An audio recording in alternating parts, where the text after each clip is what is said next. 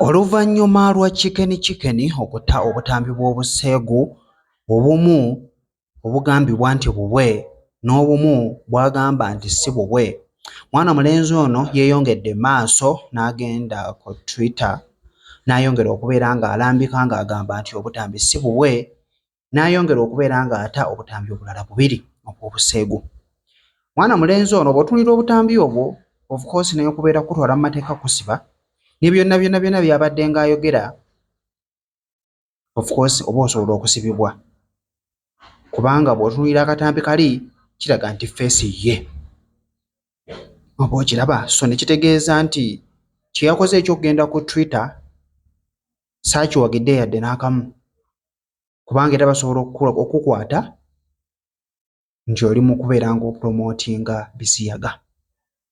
So simanyi ki kye yakabaze, osobola okweggyako ekintu nti si ggwe naye ng'ate ne bakukwatira mu musango omulala. Osobola okugamba nti si nze nakikoze, nti si nze ali mu katambi ako, ate ne bakukwata. Ne batunuulira akatambi ako nga feesi eringa era yo. Ne bw'oba ogamba nti si yo naye nga feesi eraga nti yo olwedde bakukwata. Kubanga bo obutambi oli mu kutambula olwedde mulimu feesi ye ng'erabika. So bw'otunuulira feesi ne feesi eri muli n'okusinziira ebigambo by'abadde ayogera ku butambi bwonna bw'abadde ng'afulumya, ne kiraga nti alina ky'akimanyiiko. So erinnya lyangu okukola. Olikoze otya? Oba okiraba? Of course ayinza obba talina ky'ayimanyiiko naye okusinziira engeri gye yatambuddemu, okusinziira engeri video gye zitambuddemu n'engeri emabega gy'abadde ng'akolamu ebintu bye, ne kiraga nti olwedde erinnya alikoze kituufu naye alikoze mu bubi kubanga ebintu ebigenze ku net tibigenda kuvaako, bigenda kusigalako paka. Akyali mwana muto fine naye ate emyaka gy'alimu gy'emyaka egy'okuwasa.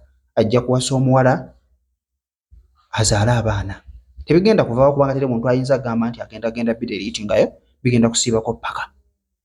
Ekintu ekigenda ku net kibeera kizibu okukola ki? Okuvaawo. Mpozi nga bagenda kuggyawo TikTok yonna eveewo, awo bajja kukendeezaawo.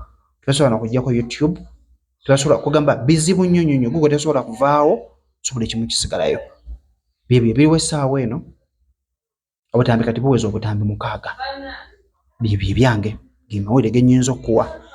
N'akubeera ng'obufuna osaba busabe katambi n'okuwa ennamba yange ey'essimu n'oba ng'obufuna.